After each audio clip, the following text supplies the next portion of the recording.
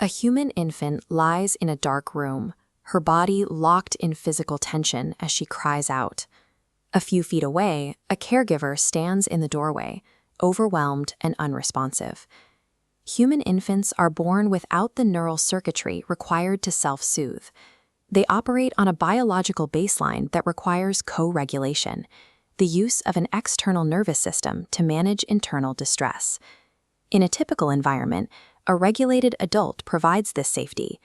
When a child is picked up and rocked, their heart rate drops and their breathing slows. The caregiver's calm presence acts as a biological switch, deactivating the child's alarm system. But when those cries are met with a prolonged void or visible frustration, the alarm remains active. Cortisol floods the system. The heart rate stays elevated. For this infant, a state of panic becomes the new physiological baseline. To survive an environment perceived as chronically unsafe, the infant's brain alters its developmental trajectory. It begins wiring itself to navigate a world that does not respond to its needs. 8 years later, that same nervous system enters the high-stimulus environment of an elementary classroom. A teacher gives a calm redirection, asking her to return to her seat. The child's shoulders immediately lock. She covers her ears, reacting to a mundane social cue with the same physiological intensity she once felt in the crib.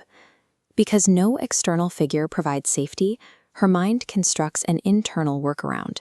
She leans over and whispers to empty space, creating an imaginary friend, a reliable source of comfort that remains entirely under her control. This adaptation comes with a social cost. Peers feel unpredictable, making trust difficult.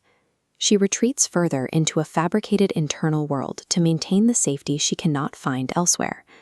Behaviors that appear disruptive to a school system are, for the child, the effective survival mechanisms required to remain functional. In high school, the environment becomes even more overwhelming. Hallways are loud, lockers slam, and social hierarchies create constant, unpredictable pressure. Her biological drive for connection is now inextricably linked to danger.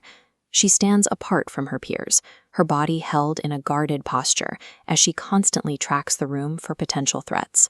Alone in her bedroom, the childhood coping mechanisms harden.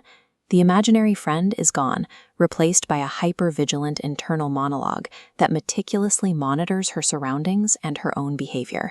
She learns to suppress outward emotion entirely.